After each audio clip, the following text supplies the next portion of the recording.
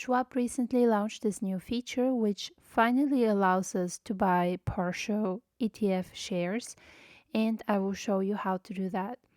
In your account, go to the Trade tab, then you can use the all-in-one trade ticket.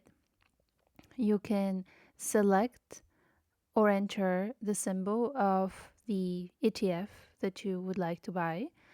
I would say, for example, SHD for me. And before we could only buy number of shares. Now instead you can also put a dollar value.